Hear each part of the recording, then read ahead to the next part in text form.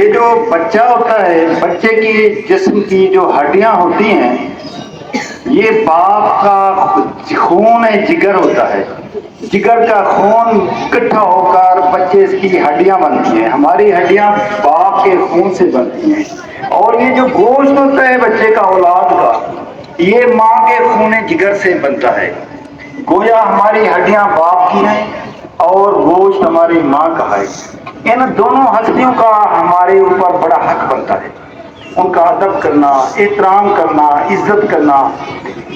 جب آپ سکول آتے ہیں تو آپ کے سکول آنے سے لے کر واپس گھر پہنچنے تک جو آپ کی ماں آپ کے راستے تکتی ہے، آپ کا انتظار کرتی رہتی ہے، بے چین رہتی ہے، یا باپ بے چین رہتا ہے، اس کا کوئی حد اندازہ ہی نہیں کر سکتا۔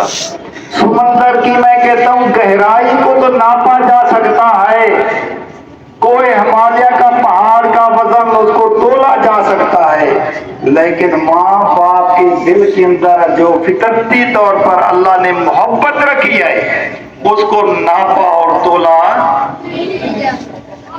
پچھلے دن دو بچوں کی آپس میں لڑائی ہوئی ہے ادھر گیٹ کے باہر شاید، تو اگلے دن اس کی ماں میرے پاس دفتر میں آ گئی، محسن صاحب بھی بیٹھے تھے۔ یقین کیجئے جو اس کی حالت تھی، ایسے محسوس ہو رہا تھا اس عورت کو، اس ماں کو اپنی اولاد، اپنے بچے کی اتنی فکر لاحق تھی جیسے سکرات لگی ہوئی ہو، سانس پھولا ہوا رہتا تھا۔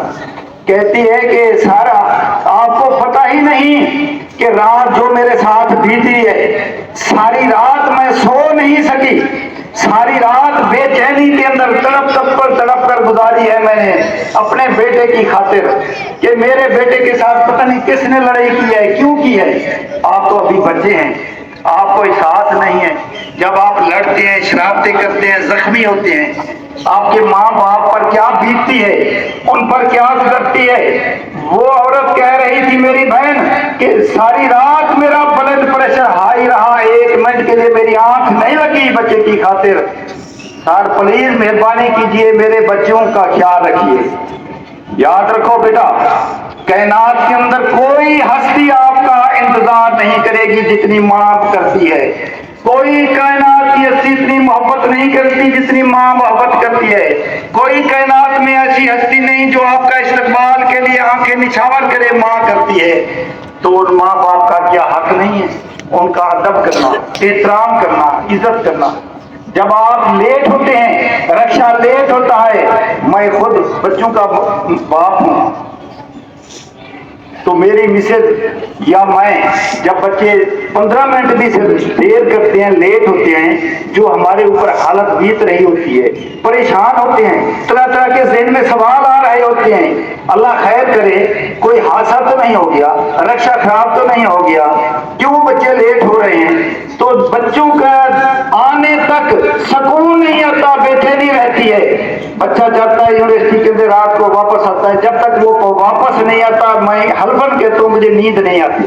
بچہ رات کو 10 بجے آتا ہے، اس کو میں دیکھتا ہوں، سلام کرتا ہوں، پیار کرتا ہوں، پھر مجھے سکون کی نیند آتی ہے۔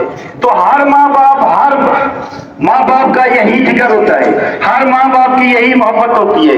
ایک ایسا بچہ جو 1 دن نہیں، 2 دن نہیں، 2 سال نہیں، 5 سال نہیں، 10 سال نہیں، 20 سال نہیں، 30 سال نہیں، 32 سال گزر گئے، بچہ نظر نہیں آیا، بیٹا نظر نہیں آیا۔ بیٹا بھی کون سا؟ وہ حسین و جمیل بیٹا، بڑا خوبصورت بیٹا۔ 11 بیٹے، سب سے خوبصورت بیٹا نظر نہیں آیا۔ سارے بیٹوں کو اکٹھا کیا، 11 کے 11، بیٹا بھیا کہاں گیا آپ کا؟ عرض کرتے ہیں بابا جان ہم بکرے چرانے ساتھ لے گئے تھے اس کو آج، تو بھیڑیا آیا اور اس کو اٹھا کر لے گیا، اس کو کھا گیا۔ تو ایک دفعہ میں بیٹھا تھا ایک محفل کے اندر، وہ ایک ہی بیٹا تھا اس والدین کا، کہتا ہے یار مجھے بڑے افسوس ہوتا ہے کہ کاش میرا کوئی دوسرا بھائی ہوتا، تیسرا ہوتا۔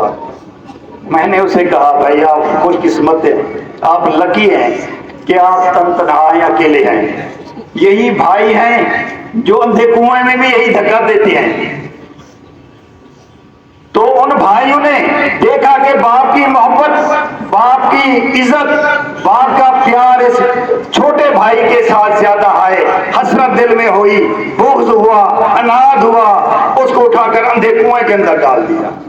واپس آ کر باپ کو کہتے ہیں، عرض کرتے ہیں، بابا جان بھائی کو تو بھیڑیا آیا تھا، جنگل کے اندر بکرے چرانے گئے تھے، لے گیا گھر، اور باپ پر جو گزری، جو قیامت باپ پر گزری، رو رو رو رو کر نابینا ہو گئے، آنکھوں کی بینائی جاتی رہی۔ یہ ہوتی ہے اولاد۔ اور باپ بھی کون؟ عام انسان نہیں، تیرا میرا باپ نہیں، اللہ کا نبی۔ کون؟ حضرت یعقوب علیہ السلام۔ 32 سال تک صبح شام اپنے بیٹے کے ہجر کے اندر، فراق کے اندر روتے رہے، رو رو رو کر ان کی حالت یہ ہو گئی کہ آنکھیں ان کی اندھی نابینا ہو گئی، بینائی جاتی رہی، اتنی آہو بھگا کرتے رہتے تھے، کئی کئی دن تک کھانا نہیں کھاتے تھے سیدنا یوسف علیہ السلام کے ہجر کے اندر، فراق کے اندر۔ جب 32 سال کے بعد وہی بچہ واپس آیا، یہ لمبی بات ہے، وہ میں نہیں کرنا چاہتا۔ کنویں سے سوداگر گزر رہے تھے، وہاں انہوں نے دیکھا کہ کنویں کے اندر بچہ پڑا ہے پانی بھرنے کے لیے، انہوں نے بچہ نکالا، دیکھا کیا خوبصورت بچہ ہے، اور ان کو مصر کے بازار کے اندر سیدنا یوسف علیہ السلام کو بیچا تاکہ پیسے اچھی خاصے ملے۔ جب بیچا، دیکھیں اللہ کا قانون فطرت دیکھیں، کنویں میں ڈالنے والے بھائی، جنگل میں مار کر کنویں میں پھینکنے والے بھائی، لیکن پیار کرنے والا، بچانے والا کون؟ اللہ نے کیسا بچایا کہ اس بچے کو، یوسف علیہ السلام کو، کنویں سے بھی